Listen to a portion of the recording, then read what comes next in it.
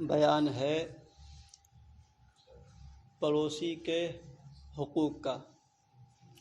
کہ پڑوسی کا پڑوسی پر کیا حق ہے۔ ارشاد خواجہ حسن حضرت امام حسن بصری نے حدیث شریف کی روشنی میں فرمایا، اچھا پڑوسی ہونا محض یہ نہیں ہے کہ پڑوسی کو ایذا نہ دی جائے، کہ پڑوسی کو ستایا نہ جائے، بلکہ خوبی والا پڑوس تو یہ ہے کہ پڑوسی کی ایذا پر صبر کیا جائے۔ اگر ہمارا پڑوسی ہم کو تکلیف بھی دیتا ہے تو جہاں تک ممکن ہو لوجہ اللہ تبارک و تعالیٰ کی رضا کے لیے اس کو برداشت کیا جائے، تحمل سے پیش آیا جائے، تاکہ اس کا بدلہ نیکیوں کی شکل میں اللہ تبارک و تعالیٰ بروز حشر ہم کو عطا فرمائے۔ مسلمان کو اپنے پڑوسی کے لیے کیسا ہونا چاہیے؟ فقی یعنی مصنف رضی اللہ تعالی عنہ نے کہا تو مسلمان کو چاہیے کہ اپنے پڑوسی کی ایذا پر صبر کرے اور خود اس کو نہ ستائے، اور اپنی ایسی حالت و کیفیت بنا لے جس کی وجہ سے پڑوسی اس سے بالکل مامون ہو، یعنی بے خوف و خطر رہے کہ یہ انسان مجھ سے کچھ نہیں کہتا ہے، اس سے مطمئن رہے وہ انسان۔ اور پڑوسی کے لیے اس سے امن پانا 3 چیزوں سے ہوگا: ہاتھ کے ذریعے اس کو تکلیف نہ دے، زبان سے کوئی ایسی ویسی بات نہ کہے، اور عورت یعنی پردہ کی باتوں سے اس کے پیچھے کوئی ایسی بات نہ کرے کہ اگر وہ سامنے آ جائے تو وہ چپ ہونا پڑ جائے اسے، کیونکہ اس سے بھی دل شکنی ہوگی۔ زبان سے امان یہ ہے کہ پڑوسی کے متعلق ایسی بات کبھی نہ بولے کہ اگر وہ سامنے ہوتا تو نہ بولتا۔ مثلاً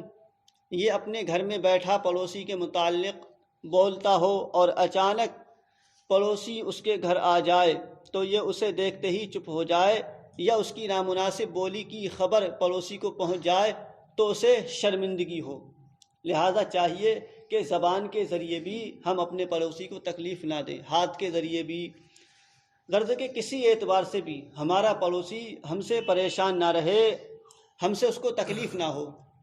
کیونکہ اگر تکلیف ہو گئی تو پڑوسی کو تکلیف دینے سے اللہ بھی ناراض ہے، کیونکہ اللہ کا بھی فرمان ہے اور نبی کریم صلی اللہ تعالیٰ علیہ وسلم بھی ناراض ہوتے ہیں۔ ہاتھ سے امان اس کا مطلب یہ ہے کہ مثلاً اس کا پڑوسی گھر سے باہر بازار وغیرہ میں ہو اور اسے وہاں یاد آئے کہ میرا پیسوں کا پرس پڑوسی کے گھر میں بھول سے رہ گیا ہے، تو اس کے دل میں کوئی گھبراہٹ اندیشہ پیدا نہ ہو، بلکہ مطمئن رہے اور کہے اس کا گھر اور میرا گھر ایک جیسا ہے۔ یعنی اگر میرے پڑوسی کے گھر میرا پیسے کا تھیلا رہ گیا ہے تو مجھے گھبرانے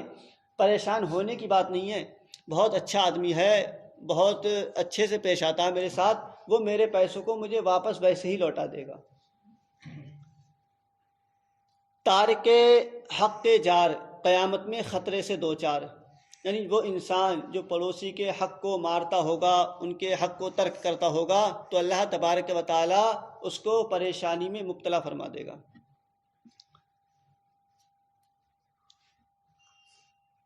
حضرت انس ابن مالک رضی اللہ تعالیٰ عنہ کی حدیث ہے کہ رسول کریم صلی اللہ تعالیٰ علیہ وسلم نے ارشاد فرمایا، پڑوسی قیامت کے دن اپنے پڑوسی سے الجھے گا، شکایت کرتے ہوئے رب تبارک و تعالیٰ سے عرض کرے گا، اے میرے رب، تو نے میرے اس بھائی پر کشادگی فرمائی تھی، اس کو کشادگی یعنی اس کو مال و دولت عطا فرمایا تھا، اور مجھ پر گزر بسر میں تنگی رکھی تھی، میں اس لائق نہیں تھا، میں پریشان حالت میں رہتا تھا، میں شام کو بھوکا ہوتا اور بھوکا سو جاتا تھا، اور یہ شکم سیر ہو کر سوتا تھا، تو اس سے باز پرس فرما، یعنی اے پروردگار عالم، میں بھوکا سوتا تھا اور اس کا حال یہ تھا، اس کے پاس مال و دولت سب کچھ تھا، میں بھوکا پھر سوتا تھا اس کا پڑوسی ہونے کے باوجود، تو اس سے پوچھ کہ اس نے مجھ پر اپنا دروازہ کیوں بند کر رکھا اور مجھے اس سے کیوں محروم رکھا جو تو نے اسے فراوانی دی تھی، تو نے اسے دولت دی تھی، اس نے مجھے کیوں نہیں عطا کیا؟ تو ظاہر ہے اللہ تبارک و تعالیٰ اس سے پوچھے گا اور وہ جواب دے نہیں پائے گا، تو رب تبارک و تعالیٰ پھر اس پر نظر رحمت فرمائے گا اور وہ پریشانی میں مبتلا ہو جائے گا۔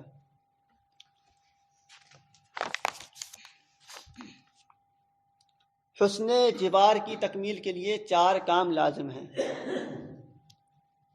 نصیحت، پڑوسیوں کے ساتھ حسن سلوک کا تام ہونا 4 چیزوں سے ہے، یعنی اگر 4 چیزیں انسان کے اندر پائی جائیں گی تو سمجھو اس نے پڑوسی کا حق ادا کر دیا، پڑوسی کے ساتھ وہ اچھے طریقے سے پیش آیا۔ پڑوسی کی مواسات کرے اس تھوڑے یا بہت سے جو اپنے پاس رکھتا ہو، یعنی اگر اپنے پاس کوئی مال ہے تو پڑوسی کو بھی دیتا رہے برابر، جہاں تک اس کے پاس ممکن ہو۔ بتائیے کتنا حق بتایا شریعت نے، تو آدمی اس کو تو بھول بیٹھا ہے، بلکہ ظلم و ستم ہے کہ نہیں، کہ اگر کوئی انسان پریشان کرتا ہو تو یہ اس کو چڑھا دیتا ہے کہ 2 میری طرف سے ہی مار دینا، ایسا بھی کہا تھا اس نے، ہوتا ہے کہ نہیں؟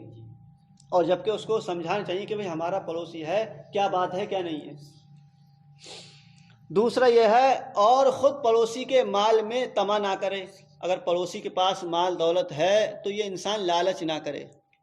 تیسرا اور اپنی قولی یا فعلی ایذا پڑوسی سے روکے رہے،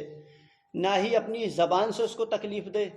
اور نہ ہی کوئی ایسی حرکت کرے ہاتھ پیر کے ذریعے، لاٹھی کے ذریعے کہ جس سے اس کو تکلیف ہو۔ چوتھی اور اس کی ایذا پر دل سے صبر کر لے، برداشت کر جائے۔ اگر بائی چانس با اتفاق وہ انسان پڑوسی جو ہے تکلیف دیتا ہے، پریشان کرتا ہے، تو یہ اللہ تبارک و تعالیٰ کی رضا کے لیے برداشت کر لے۔ کب تک دے گا؟ اور ایک دن ایسا آئے گا کہ وہی انسان اس سے بہت زیادہ محبت کرنے والا ہو جائے گا۔ لیکن بس یہ ہے کہ ہمیں صبر کرنا ہے، اور ان اللہ مع الصابرین، بے شک اللہ تبارک و تعالیٰ صابرین کے ساتھ ہے۔ اللہم صلی علی سیدنا و مولانا محمد معدن الجود والکرم وآلہ الکرام وابنہ الکریم وبارک وسلم صلاۃ وسلاما علیک یا رسول اللہ صلی اللہ تعالی علیہ وسلم۔ الہ العالمین، ہم سبوں کو تو اپنے اور اپنے حبیب علیہ التحیۃ والثناء کے فرامین پر عمل کرنے کی توفیق عطا فرما۔ الہ العالمین، ہم سبوں کو بالخصوص حقوق جوار مکمل طور پر ادا کرنے کی توفیق عطا فرما۔ اے پروردگار عالم، ہم سبوں کو آپس میں الفت و محبت سے پیش آنے کی توفیق عطا فرما۔ الہ العالمین، اسلام کا بول بالا فرما، دشمنان اسلام کو نیست و نابود فرما۔ الہ العالمین، ہمارے ایمان و اسلام کی حفظ و سلامتی فرما۔ وصلی اللہ تعالی علی رسول خیر خلقہ سیدنا مولانا محمد وآلہ واصحابہ اجمعین برحمتک یا ارحم الراحمین بحق لا الہ الا اللہ۔